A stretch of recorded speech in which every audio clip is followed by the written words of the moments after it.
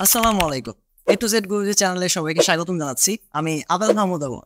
তো আমার ড্রিম পিসি বিল্ডের যে ভিডিওটা ছিল সেটাতে এত ভালো একটা রেসপন্স আসবে আলহামদুলিল্লাহ আমি ভাবতে পারিনি, এবং আপনাদের অনেকের ইন্টারেস্ট যে এই পিসিটা বিল্ডের জন্য আমি কোন কোন কোন কম্পোনেন্ট ইউজ করেছি এবং আমার এটার স্পেসিফিকেশনগুলো কি কি, প্রাইস, অনেক কিছুই জানতে ইন্টারেস্ট শো করেছে। তো আমি আমার ফুল জার্নিটা এটাকে বিল্ড করার জন্য আমি কি কি কম্পোনেন্ট ইউজ করেছি সবকিছু ডিটেলস প্রাইস আমি আপনাদের সাথে শেয়ার করব। অনেকেই বলবেন যে আমার ডেস্কটা ফুললি অর্গানাইজ না, আসলে এটা সত্যি আমার গ্যাজেটগুলো বেশি হয়ে গিয়েছে এবং ডেস্কের স্পেসটা ছোট হয়ে গিয়েছে। जनता माफ नहीं करेगी। তো আমি একটা ডেস্ক অলরেডি কাস্টমাইজ করে অর্ডার করেছি, সেটা আসলে তখন আরো জিনিসগুলোকে অর্গানাইজ করার চেষ্টা করব। এত হেভিজিভি থাকবে না, এখন গুলিস্তানের মতো লাগতেছে। अब तो सच बोल दे भोसड़ी के। তো এই জিনিসগুলোকে আরো নিট অ্যান্ড ক্লিন করার চেষ্টা করছি। সেই সাথে অনেকগুলো গ্যাজেটও অনলাইনে অর্ডার করা রয়েছে, সেগুলো আসতে শুরু করেছে, সেগুলোরও ভিডিও করার চেষ্টা করছি। আর আমার এই ফুল বিলটা কিন্তু মাউস এবং কিবোর্ড বাদেই প্রাইস এসেছিল 1,53,500 টাকার মতো। अच्छा हमको सिखा रिया है।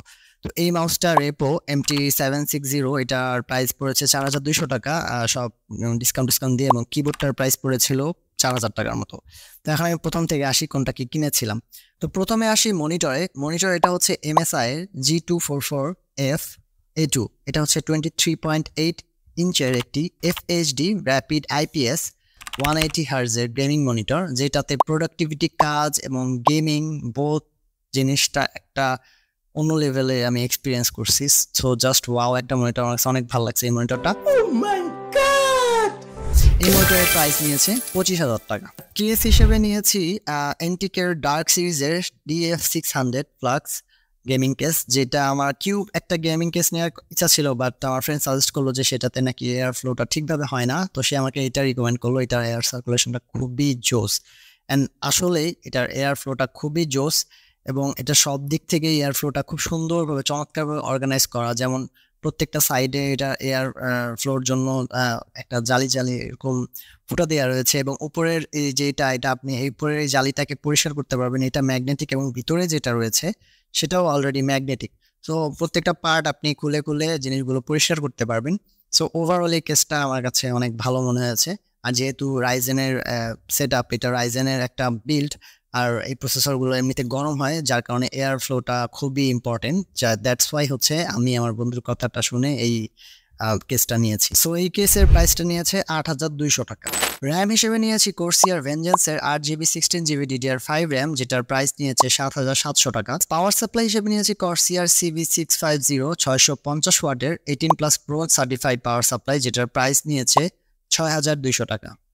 সো মাদারবোর্ড হিসেবে নিয়েছি MSI Proর B650MP। এই মাদারবোর্ডটা নেওয়ার মেন কারণ হচ্ছে এটাকে আমি চাচ্ছি ইন ফিউচারে আরো 2টা কি 3টা আপগ্রেডের একটা ইচ্ছা আছে, যার কারণে এই মাদারবোর্ডটা নিয়েছি। এটার প্রাইস পড়েছে 17,600 টাকা। তো নাও আসি প্রসেসর নিয়ে আমি অনেক কনফিউজ ছিলাম যে Ryzen 5 নিব নাকি 7 নিব। তো অনেক চিন্তা ভাবনা করার পরে Ryzen 7টাই নিয়ে নিলাম, কজ এরপর ভাবতেছি Ryzen প্রসেসর নিয়ে আর বেশি মাথায় হবো না, আর আপডেট যদি করতেই হয় কিছু র্যাম আর হচ্ছে জিপিইউটাই শুধু আপডেট করব, যার কারণে আমি এটাকে Ryzen 7টাকেই চয়েস করে নিলাম। সো Ryzen 7 7700 প্রসেসরটার দাম পড়েছে 25,500 টাকা।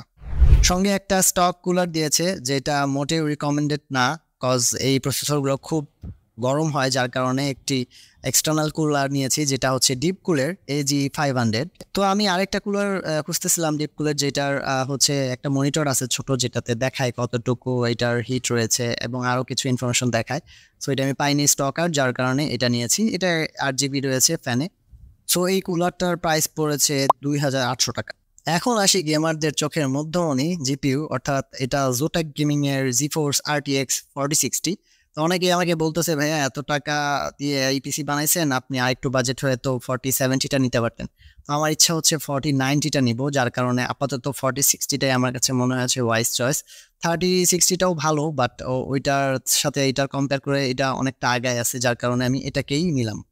Though I am not a hardcore gamer, but Ryzen 7 এর সাথে এই প্রসেসরটা সিঙ্ক করে অলমোস্ট সব গেমগুলোই এত স্মুথলি চলে, I am satisfied. But in ফিউচারে যখন 4090 নিব তখন আরো বেশ ভালো এক্সপিরিয়েন্স হবে আশা করি।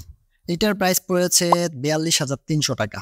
এই কিবোর্ডটা এই বিল্ডের সাথে না, এটা আমি আলাদাভাবে কিনেছিলাম। এটা হচ্ছে জি ফ্রেন্ডের ZA63 Pro। তো এই কিবোর্ডটা খুবই ভালো, এটা দিয়ে প্রোডাক্টিভিটি কাজ এবং মোটামুটি গেমিং এর জন্য এইসব কিবোর্ড না, এইসব প্রোডাক্টিভিটি কাজের জন্যই বেশি প্রেফারেবল। বাট এটা দিয়ে গেমিংও করা যায়। এটার প্রাইস পড়েছিল 4000 টাকা। এবার আসি মাউসের ক্ষেত্রে। মাউস আমি লজিটেকের MX মাস্টার 3টা নিতে চাইছিলাম, বাট ওইটার প্রাইসটা একটু হাই, যেটা এখন আমার বাজেটে নাই, যার কারণে আমি র্যাপোর এই মাউসটা অনেক দিন ধরে বসেছিলাম যখন স্টকে আসলেই যেন নিতে পারি, এটা কখনো স্টকে আমি পাই না। ওইটার মডেল হচ্ছে র্যাপো MT760। তো আমার বন্ধু স্টারটেক থেকে কেনাকাটার জন্য আমাকে 500 টাকার একটা কুপন দিয়েছিল। তো আমি স্টারটেকে ঘাটতে ঘাটতে দেখলাম এটা স্টকে রয়েছে, তখন এটার প্রাইস ছিল 4500 টাকা। ওই কুপনটা অ্যাপ্লাই করে আমি এটাকে 4000 টাকার মধ্যেই পেয়ে যাই। সো এই মাউসটাও কিন্তু গেমিং মাউস না, এটাও প্রোডাক্টিভিটি কাজের জন্য বানানো হয়েছে। চেষ্টা করেছি আপনাদেরকে সংক্ষিপ্ত আকারে বোঝানোর যে আমি পিসিতে কোন কোন কম্পোনেন্টগুলো ইউজ করেছি এবং সেগুলোর প্রাইস 2024-এর এপ্রিল মাস অনুযায়ী কি। ইন ফিউচারে হয়তো এটার প্রাইস বাড়তেও পারে, কমতেও পারে, এটা বলা যাচ্ছে না, সেই জন্য আমি আপনাদেরকে টাইমটা উল্লেখ করে দিলাম।